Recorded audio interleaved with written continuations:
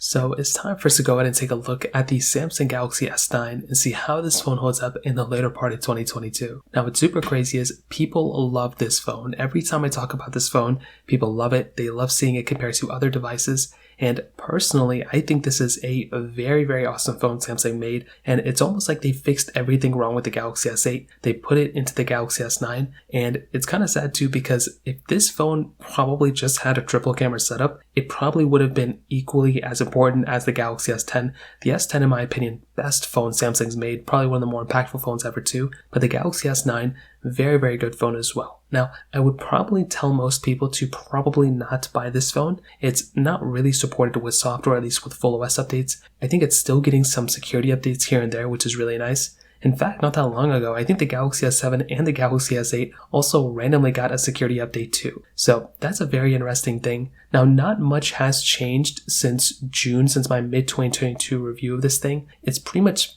stayed consistent. So there hasn't really been any crazy updates.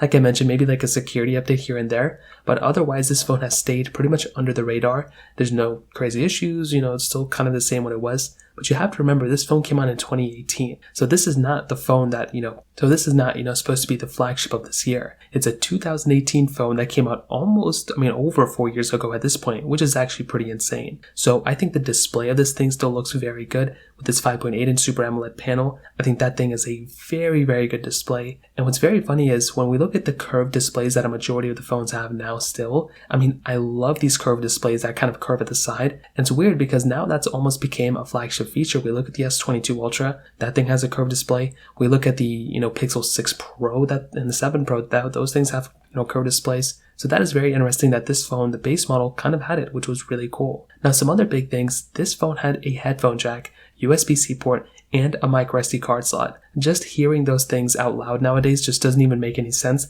that a phone could have had those types of features. But the fact that this phone had that type of, situation going on with it is crazy. And that's so awesome. The fact that we had that type of capability. So like I mentioned, even though I wouldn't really recommend buying this phone, it's still really cool that we had that type of feature set behind this device for sure. Now on top of that, the glass back on this thing felt really good. And that fingerprint sensor on the back is very funny looking now. When we look at a lot of phones that had fingerprint sensors on the back, the Galaxy S8, S9, the Galaxy, so many other Galaxies, I think the Note series had some too. We had like the Pixel 5 that had it on the back. So I'm glad we've kind of moved away from that, but it's still, a cool thing that they ended up doing at that time. And it wasn't a bad fingerprint sensor by any means, but still I'm glad they wanted, and ended up bringing a fingerprint sensor in the display with the Galaxy S10, which was really cool. Now, like I mentioned, the biggest disadvantage of this phone nowadays is probably the fact that it's unsupported with software. But when I look around this phone, I feel it in the hands, and I even boot up the camera. Even though it was like a single camera setup, it still isn't that bad. Like, it still holds up fairly well.